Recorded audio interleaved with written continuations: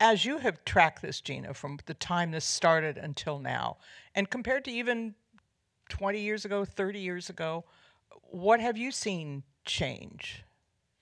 Not a hell of a lot. Really, not a lot.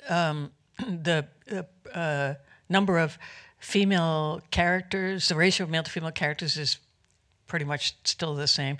Pretty much still the same as it was starting in 1946, when it was better before.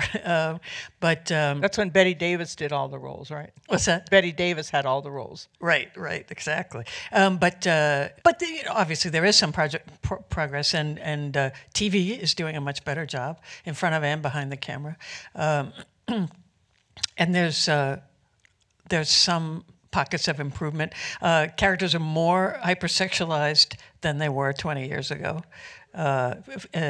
Now, female characters between 13 and 39 are equally sexualized, which is kind of grim news. Looking at the imbalance that you showed, and that goes to one of the most important parts of the story is the data. You can say anecdotes till you're blue in the face, but the data will knock you back in your seat. Did it astonish you when you got some of these numbers as you were putting this film together? Oh, yeah, absolutely. I mean, the data, originally when I started this in 2015, I should probably talk about why a man directed this, right? Okay. So when I was 10 years old, I grew up in a very right-wing family, and, they loved Nixon and Reagan. That's all I knew. And it was the power of media when I was, this little box that really showed me there could be another world. And that was really the work of, like, Norman Lear. All in the family was like, that was my dad. And then I saw a show called MASH, and it changed my life. And Alan Alda was my hero.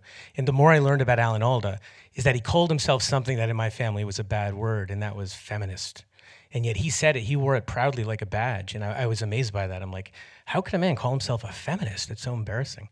And I learned more about it. I learned about Marlo Thomas and Gloria Steinem and the Equal Rights Amendment, and understood that, women didn't have equal rights to men. And this is at the age of 10.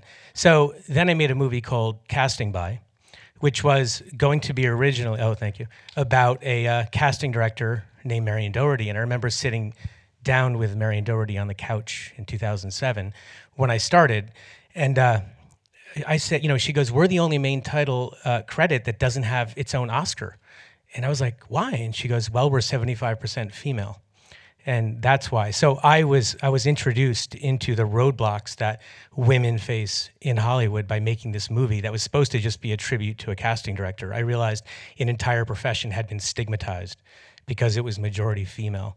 So those two things together, and a publicist who came to me in 2015 and said, would you consider doing a documentary on the larger issues that women face in Hollywood? And my producing partner, Ilan Arboleda, who's a male, and I, having just made a film about failed mental health policy in the US military, where we were not veterans, realized our duty here as men and as American citizens, that this is a problem, this is social injustice, this is a civil rights issue that affects everyone, and that allows us to have the leadership now, the toxic masculinity and the level of horrible white supremacist toxic masculinity that has gone around the world now. And I think because of the gender imbalance, it's put our planet in danger. So I thought, we are all responsible to fix this, and we all have to step up and actually help to make the change. So I didn't think twice that I shouldn't make this movie, and was happy to start on that journey. And a year later, so originally it was going to be about workplace discrimination, and that data was important to us. And I realized for this to appeal to a more general audience and worldwide, I had to explain that a lot of what happens behind the scenes in Hollywood has an outsized impact on everybody around the world. And that's when I learned about what Geena did and what her institute was doing. And I knew in 2016 that I needed to get Geena to come on board and let me tell her story, because that was the other half of the film. So I pitched to Geena, and Geena said yes. So when you started getting data from your institute, were you taken aback? Was it worse than you had even thought once it was all codified? No, I thought it was pretty horrific before I had the data. But it was so bizarre that I couldn't find anybody else who noticed what seemed like an incredibly glaring and horrible problem, that we would be teaching kids from the beginning to have unconscious gender bias. So it was very shocking that no one seemed to have recognized this until I had the data. But it was all pretty bad. It was, you know, it's just all bad. And now we have a new tool that can, with a face and voice recognition and artificial intelligence, that can tell you how much screen time and how much speaking time characters have. And that's also horrible. So there's not only fewer female characters, but they are on screen and talk less. In fact, when there's a movie with a female lead, she's on screen and talks half as much as the male lead of a movie. And where is the easiest point to enter to break that circle? Where is it a woman director who can bring other people on board? Is it at the script writing stage? Or is it a big name actor who says, no, I want X, Y, and Z to come I along? think studios need to have a policy where when they have lists of directors, it's 50-50. Not even 40-60, just 50-50, half female, half men, and find the female directors because they're out there, they're really talented, they're in the pipeline. It's just that they don't get hired. So the studios have to make a conscious effort to change that. Can you elaborate on how the CSI effect actually works in film and in television? Well, the Scully effect, maybe. Yeah, and well, we just did, that's not in the movie, right, the Scully effect. So Fox asked us to do a research study on the Scully effect, which is the X-Files, the TV show The X-Files, to find out what impact the Dana Scully character had on women's career choices. And we found, it was lots of fascinating numbers, but 63% of women working in STEM fields now cite specifically Dana Scully as their inspiration for going into the job they have. 63%. And I talk about the archery thing in the movie, right? So it's like you show it on screen and it happens. It just happens in real life. It's like if we're thinking we have to wait for society to turn around and then we'll reflect that, we're going about it completely the wrong way, because life will imitate art. We could do it first, and it will. The Apprentice. It will happen in real life. What's that like, The Apprentice? You saw The Apprentice. And there was one line, and Geena, maybe you can elaborate on this. Kimberly Pierce said, "Men fail upward, women succeed downward."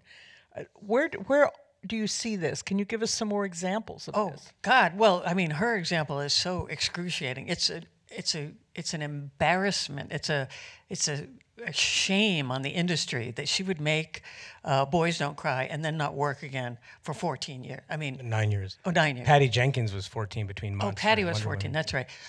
Oh my God! Both of those are horrifying. Really, an embarrassment to our industry that something like that could happen.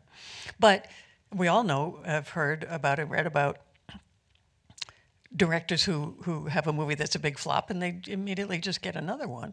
But women get, but I mean, her expression is just perfect, you know, that you can be incredibly successful and never get hired again. Tom, you sound kind of dispirited about the prospects for change. I just don't believe in complacency. I don't want to act like things are changing because I want everyone to keep fighting. So I'm never someone to say, oh, everything's changing for the better. And you'll never hear me say it. Geena, what about you?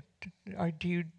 Well, I'm cautiously optimistic. I frankly, I think that on-screen on-screen representation is the lowest hanging fruit, and children's TV and movies on-screen is the lowest hanging fruit of all, because people who make kids entertainment are doing it because they love kids and they care about them. And when we bring our data to them, they're appalled with themselves. They just cannot believe that they couldn't see how few female characters they were showing and how they were not doing right by little girls. And I think it will change everything, actually. It will change a lot if we can have kids grow up seeing boys and girls sharing the sandbox equally, doing equally interesting and important things, and both taking up half the space in the world. If we could see that, it will happen in real life. How much of this is unconscious because people see the world as the white male default world? Yeah, well, I just saw a movie here last Saturday night that was egregious in its representation of women that got a 6-minute standing ovation at Cannes. I won't say the name of it, but it was playing last Saturday night. And look it up. I thought it was horrifying, and yet it's critically acclaimed, and everybody's blind to its incredible violence toward women and its treatment of women. So I think it's very unconscious and it's very deeply embedded in our culture. Going forward, is there a new metric, a new awareness that somebody at least will be tugging on a coattail and saying, hey, you shouldn't be doing it that way? Well, that's progress in society, and that happens through the ages, I guess, right? Is it happening? Oh, yeah. I think it's happening. And you think and for you, Geena, the Me Too movement, that women are beginning to connect the dots on all of this. It isn't just about politics. It isn't just about STEM and the way little girls are taught about science. It's sitting down in front of the television when you're 4 years old and not seeing anything of yourself there, right? Right, absolutely, yeah. And I do feel that things, I became very cynical about progress ever being made, but then when Me Too and Time's Up and all that happened, I feel like we really are in a state of progress right now, or that something has changed.